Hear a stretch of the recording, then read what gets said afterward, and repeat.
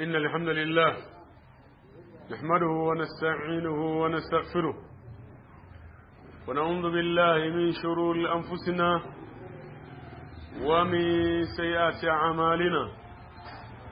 من يهده الله فلا مضل له ومن يضلله فلن تجد له وليا مرشدا. أشهد أن لا إله إلا الله وحده لا شريك له وأشهد أن محمدا عبده ورسوله أرسله الله بالهدى ودين الحق يظهره على الدين كله وكفى بالله شهيدا. يا أيها الذين آمنوا اتقوا الله حق تقاته ولا تموتن إلا وأنتم مسلمون.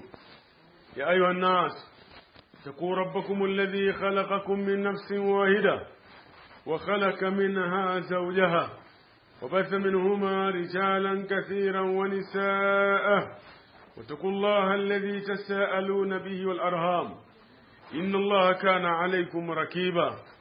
يا أيها الذين آمنوا اتقوا الله وقولوا قولا سديدا يصلح لكم أعمالكم ويغفر لكم ذنوبكم ومن يطع الله ورسوله فقد فاز فوزا عظيما.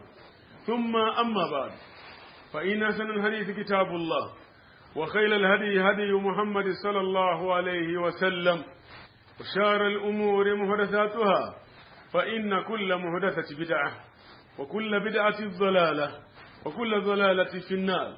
اللهم إنا نعوذ بك من عذاب النار اللهم آمين. عباد الله أوصيكم ونفسي بتقوى الله عز وجل فقد فاز المتقون. نقسم katika imani baada ya kumhimidi Allah jalla waala na kumsalia alayhi salatu wassalam na kuhusieni pamoja na kuhusia nafsi yangu katika jambo zima la kumcha Allah subhanahu wa ta'ala, kwani wamefaulu wale ambao ni wenye kumogopa Allah jalla waala. Inna lilmuttaqina mafaza, hakika wenye kumcha Allah subhanahu wa ta'ala wao wamefaulu. Inna lilmuttaqina lahumul janna, hakika wale wenye kumcha Allah subhanahu wa ta'ala wataingia katika pepo ya Allah subhanahu wa ta'ala.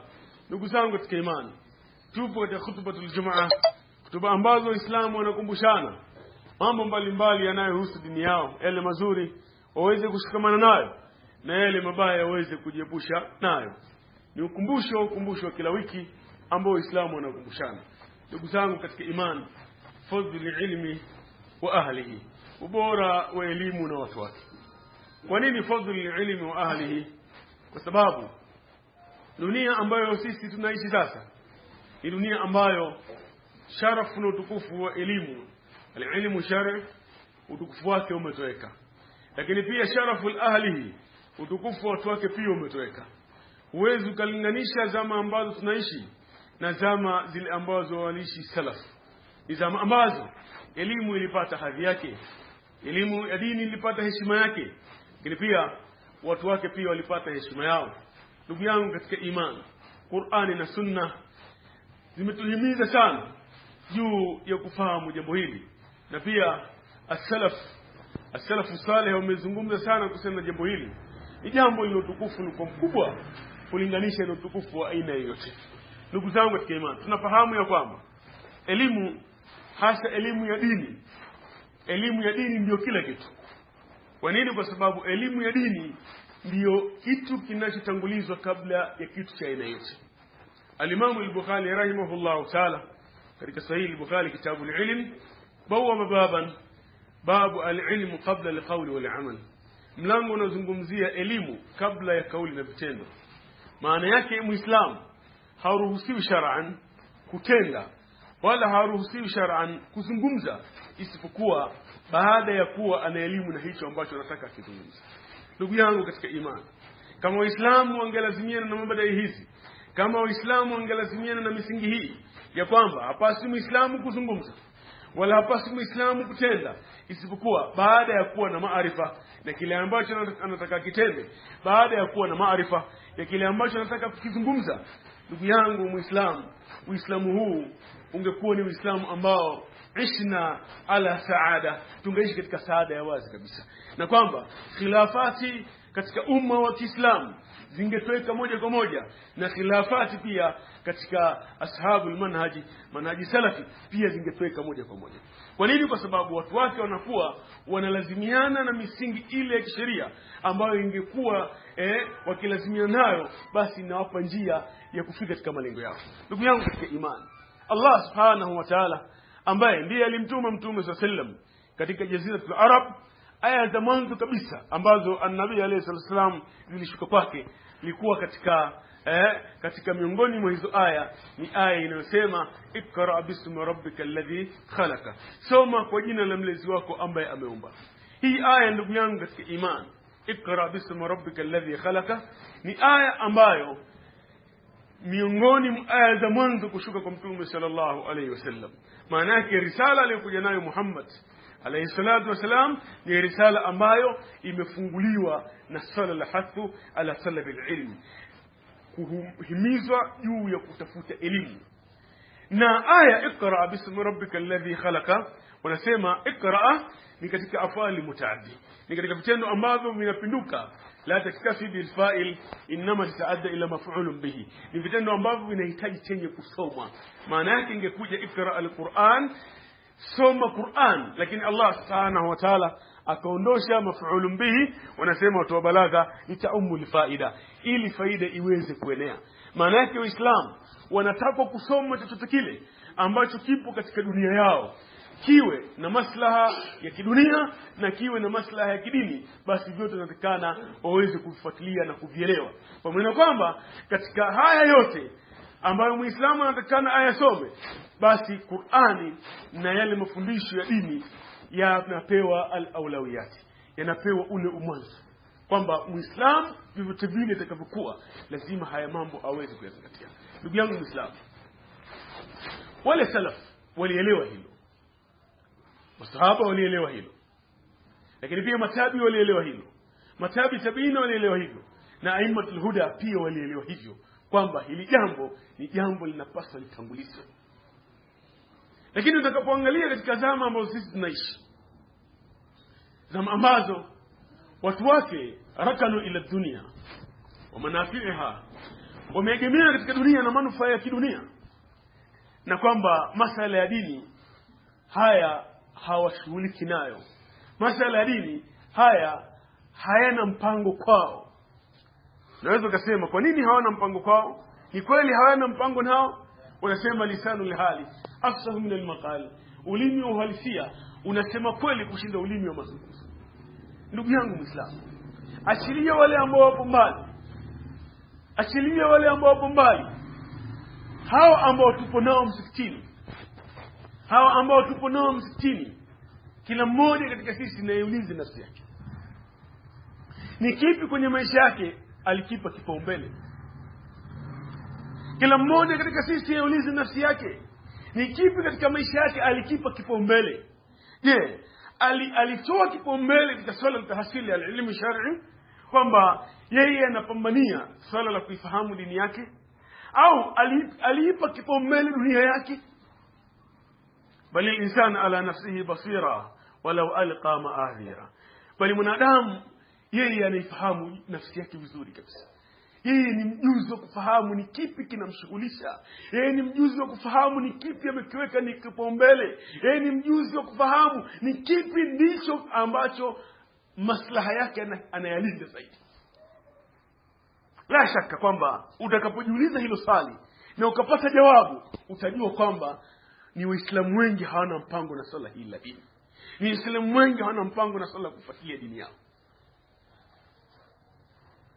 Hivi kuna Muislamu ambaye ni balighin aqilin, ni mtu ambaye amebalighi na ni mtu mwenye akili, ikisha tawakafa an talab almaisha, ikafikia tu hatua akaamua kuacha kutafuta maisha, akaamua tu ikafika hatua akaamua kubaki nyumbani kwake, hana mpango wa kutafuta chochote katika lukumatul aish. Mtu ambaye ni balighin aqilin, ikisha akawa tu ameamua kubaki nyumbani, hana mpango kutoka kwenda kutafuta. La shaka kwamba mimi nitahisi kwamba huyu mtu amechanganyikiwa, Lakini pia na wewe utahisi kwamba huyu mtu amechanganyikiwa. Kwa nini huyu mtu amechanganyikiwa? Kwa sababu tunamuona hajishughulishi kutafuta dunia yake. Tunamuona hajishughulishi na chochote. Yaani amekaa tu. Tunasema huyu amechanganyikiwa. Huyu amechanganyikiwa. Kwa nini amechanganyikiwa? Kwa sababu ni mtu mzima. Anatakana ipambanie dunia yake, awe na familia yake, awe na mambo yake ya kidunia. Lakini ghafla tawakafa, hana mpango chochote. Tunasema huyu anahitaji kwenda hospitali kwa sababu anaonekana kwamba hali yake ni ngumu. Mtu mzima hajishughulishi na chochote. Hajishughulishi na ukulima, hajishughulishi kuwa ni mfanyabiashara, hajishughulishi kuwa ni mfugaji, hajishughulishi kuwa ni mtu ameajiriwa kwenye sehemu fulani. Yaani yeye hana mpango wa kutafuta chochote. Tunasema huyu ni mgonjwa, anahitaji kupelekwa kwa daktari. Lakini kwa upande wa pili, kwa upande mwingine, kwamba ni wangapi ambao sasa wanashughulikia dunia yao lakini hawana mpango wa chochote kwenye hili. Na sisi tutachukuliaje? Je, tutachukulia kama yule ambaye ameacha kutafuta maisha anahitaji kwenda hospitali, au tutachukua ni hali ya kawaida? Ndugu yangu Muislamu, tutaona ni hali ya kawaida kwa sababu aslan hatuna mpango na hili.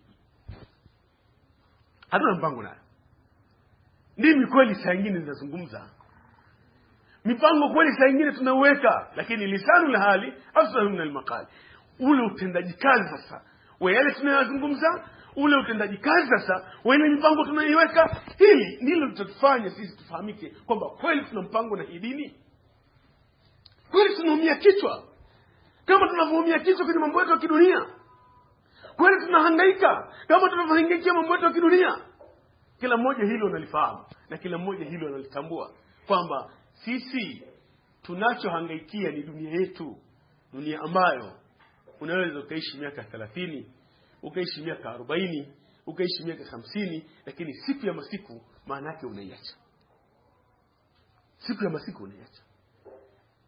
Na kama utaiacha na huku huna ulichokifanya katika mambo ya akhera yako, maana yake umepata hasara mbele ya Allah Subhanahu wa Ta'ala. Ndugu zangu katika imani, hebu na tuinuke, kwa sababu hata kuja malaika kutoka mbinguni ambaye hiki tulichoshindwa kukisimamia yeye atakuja kukisimamia.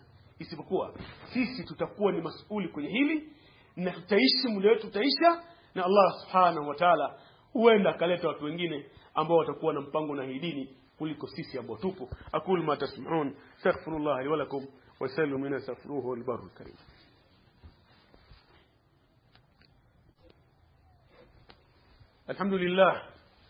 الحمد لله رب العالمين، ولا عقبة للمتقين ولا أدوان إلا على الظالمين، والصلاة والسلام على نبينا محمد وعلى آله وأصحابه ومن تبعهم بإحسان إلى يوم الدين. ثم ما بعد.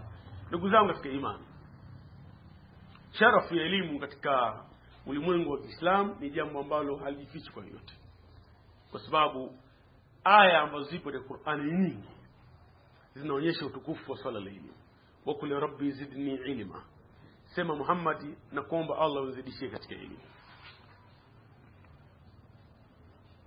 Sema Muhammad kumuomba Allah Subhanahu wa Ta'ala kuzidishie katika elimu.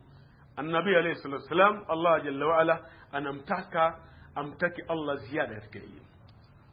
Kumbuka kwamba Muhammad sallallahu alayhi wasallam ni mtume wa Allah, ikisha mwalimu wake ni Jibril, na Jibril naye amechukua mafundisho kutoka kwa Allah. Pamoja na hivyo Allah jalla wa ala amemtaka atake ziada, na ahli ilmu katika hii aya wanazungumzia kwamba ni dalili ya wazi inaonyesha sharafu ilmu ala kulli shay'in, ubora wa elimu juu ya kila kitu. Kwa nini? Kwa sababu kama elimu ingekuwa haina nafasi, basi Allah Subhanahu wa Ta'ala angemtaka Muhammad sallallahu alaihi wasallam atake ziada katika mali ambayo sisi tunahangaikia. Angemtaka atake ziada katika cheo ambao vio ndivyo tunavyohangaikia. Angemtaka ziada atake ziada kwenye jambo lolote lile ambalo linahusiana na swala la kidunia. Lakini ndugu yangu katika imani, soma Qur'ani kuanzia mwanzo mpaka mwisho, huwezi ukakutana na aya mfano hii aya ambayo nimeitaja, aya ambayo ni sehemu moja tu ambayo Allah jalla wa ala alimtaka mtume sallallahu alayhi wasallam atake ziada ya jambo, na jambo alilotakana atake ziada ni swala la elimu. Wa qul ya rabbi zidni ilma, sema ewe Allah nizidishie katika elimu. ikiwa Muhammad anataka ziada ya elimu, ambaye ndiyo nabii na ambaye ndiye mtume, vipi mimi na wewe? Vipi mimi na wewe? Tumetosheka na kile kidogo ambacho tumekipata? Vipi mimi na wewe? Tumetosheka na hali yetu ambayo tunayo? Maana kuna mtu ambaye amepata kidogo katika elimu lakini katosheka. Lakini kuna mtu ambaye hajapata chochote katika elimu lakini ametosheka. Maana yake ameridhia kuishi katika jahali, ameridhia kuishi katika ujinga. Hili ni jambo ambalo linashuhudiwa katika tawaifu nyingi, lakini si jambo lenye kushuhudiwa kwa watu wanaosema wapo katika manhaji ya Mtume sallallahu alaihi wasallam. Manhaji hii inahitaji watu wakae darasani wasome, wakae darasani wafahamu dini yao kwa malika yao yote, ima bado ni watoto, ima ni vijana wakati na kati, wazee. Yani elimu inaonekana kila mmoja katika sisi afuatilie elimu kwa kadiri ya nafasi yake. Innal ilma min al-mahdi ila al-lahd. Kwa sababu elimu ni kuanzia ukiwa mchanga mpaka utakapoingia katika mwana wa ndani. Elimu ya dini haina likizo, wala elimu ya dini haina mwisho, kwamba umesoma umemaliza kiwango fulani kwamba ushamaliza kila kitu. Umesoma umemaliza PhD yote si manini kwamba ushamaliza. Hapana. Elimu hii ya dini, hasa elimu ya dini, ni elimu ambayo ina maajabu makubwa sana. Elimu ya dini ina maajabu makubwa sana. Unachopata wewe huenda kuna kingine hujakipata, na hicho kipata mwingine huenda kuna kingine wewe hujakipata. Elimu ipo hivyo. Kwa hiyo kama elimu ipo hivyo, inahitaji sana Muislamu kwenye maisha yake asijifunge kwamba shafika hatua fulani inaweza ikamtosheleza. Bado anatakana afungue akili yake na maarifa yake kwamba kuna hitajio ambalo anaweza kalipata. Ndugu yangu katika imani, na kuhusia sana pamoja na kuhusia nafsi yangu, hili jambo la elimu ya dini, sharafu yake na utukufu wake lipo wazi. Lakini katika elimu ambayo imetelekezwa, basi ni elimu ya dini. Elimu ya dini imetelekezwa na uhalisia upo hivyo. Wazazi wa Kiislamu wanajitahidi sana watoto wao waweze kusoma katika ulumu hizi nyingine, lakini wazazi hao wanazembea katika kuwasimamia watoto wao kusoma elimu ya dini. Na hatua tuliyofikia ni ngumu sana. Wanasema tunaishi katika zama za ghazwi al-fikri, vita vya kifikra. Na wanasema vita vya kifikra ni vita vya hatari kuliko vita vya silaha. Kwa sababu vita vya kifikra unapigwa ukiwa nyumbani kwako. Na vita vya kifikra akishinda adui unafanyia kazi alichokipanga hata ukiwa nyumbani kwako. Kwa hiyo al-ghazwi al-fikri ni vita vya hatari zaidi kushinda vita vya upanga. Ni vita vya hatari zaidi kushinda vita vya makombora na vita vyote tunavyofahamu duniani. Sasa sisi tumepigwa katika vita vya ghazwi al-fikri. Na aliyetupiga hivyo vita amekwisha kufanikiwa kwa 90%. Muislamu anamwandaa mwanae asubuhi anaenda shule, lakini mkewe anajitahidi kumuogesha kama hawezi kuoga. Anavalishwa nguo nzuri na begi nzuri na madaftari mazuri. Lakini pia kwa wale wazazi ambao wana sehemu katika pesa, pia mtoto huyu anapewa sehemu ya pesa kale shule. Lakini mzazi huyu unafika muda wa chuo, anamwandaa mwanae kwenda chuo, maana yake anamwandaa na nguo chafu. Hana, kama ni daftari alihitajika daftari hana, kama alihitajika masafu hana, kama alihitajika junzu hana. Yani mzazi anahitaji masafu ya wakfu. Anaulizia, hivi mwalimu hakuna misaada ya masafu iliyokuja? Hivi mwalimu hakuna misaada ya junzu iliyokuja? Mzazi wa Kiislamu anasubiria masafu ya msaada. Mzazi wa Kiislamu anasubiria junzu za msaada. Lakini mzazi wa Kiislamu hakuwa tayari kumnunulia mwanae masafu, hakuwa tayari kumnunulia mwanae junzu. Lakini pia anamwacha anaenda chuo na nguo chafu.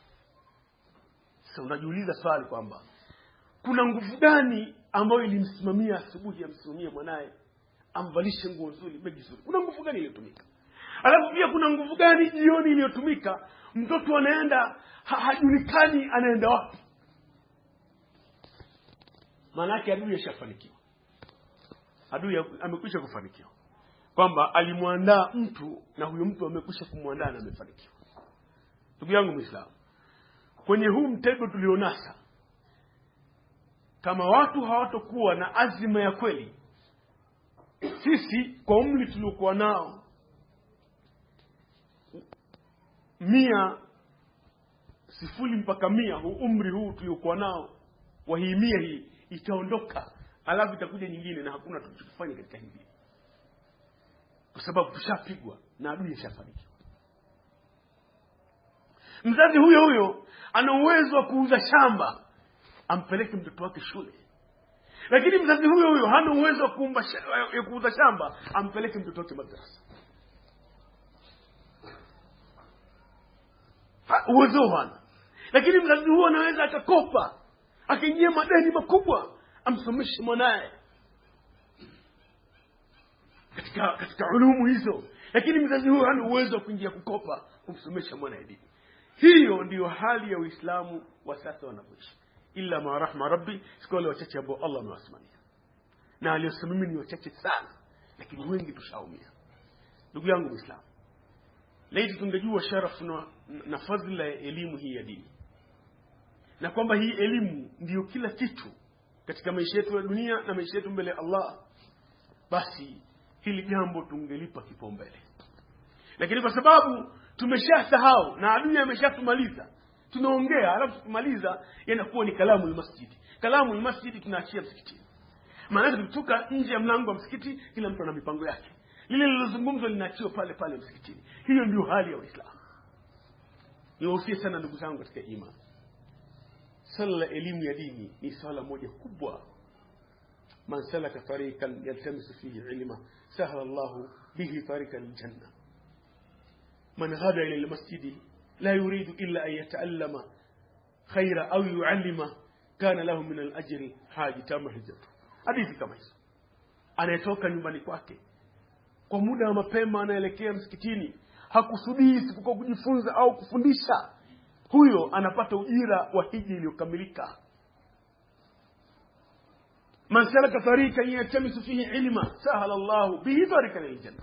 Mwenye kushika njia hiyo anatafuta elimu, Allah anamfanyia wepesi njia kwenda peponi. Hadithi zipo wazi. Aya zipo wazi.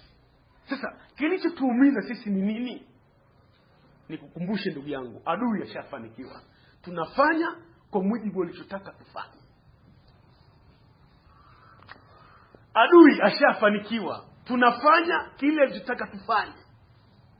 Alituambia tukimpeleka shule atakuwa diwani, alafu kesho kutwa mwingine atakuwa mbunge, kesho kutwa mwingine atakuwa daktari, kesho kutwa mwingine atakuwa injinia. Ashatuambia kwamba ukifanya hivyo itakuwa hivyo, na hiyo ishaingia kwenye akili yetu. Alafu akatuambia huyu ukimfundisha huyu, baadaye anaenda msikitini na gombea sadaka, maana yake hamna chochote. Ashatuambia adui, kwa tukamsikiliza kwamba ukimfundisha dini atafika msikitini atagombea sadaka. Ukimfundisha huku kesho kutwa na kesho kutwa atakusaidia. Kwa hiyo adui ashatuambia kwamba huo ndio mwelekeo aliopanga, na sisi ndio maisha tunaishi. Tunaishi kwa mujibu wa ramani aliyochora. Hata kama huyo aliyechora ashafariki, lakini ramani yake inaendelea kufanya kazi. Tunaishi alichokipanga. Hatuishi tulichokipanga. Na leo tunaishi tulichokipanga, basi hii elimu ingekuwa na sharafu. Basi watu wake wangekuwa na utukufu. Lakini sasa hivi watu ambao hawana hadhi wala hawana nafasi ni walimu wa madrasa. Hawana hadhi wala hawana nafasi ni mashehe. Muislamu mwenyewe akienda ofisi ya mtendaji anatetemeka, lakini akienda ofisi ya shekhe anampokea shekhe. Muislamu akienda hata kwa mwalimu wa shule, akifika na mwalimu unasemaje, lakini akifika kwa mwalimu wa madrasa anaweza kumpokea mwalimu wa madrasa. Hiyo ndio hali aliyopanga adui, na kashafanikiwa. Kashafanikiwa, kamaliza kazi. kamaliza kazi. Maana yake mtu wa dini hana nafasi. Hana nafasi. Na hicho ndicho alikuwa anakitaka.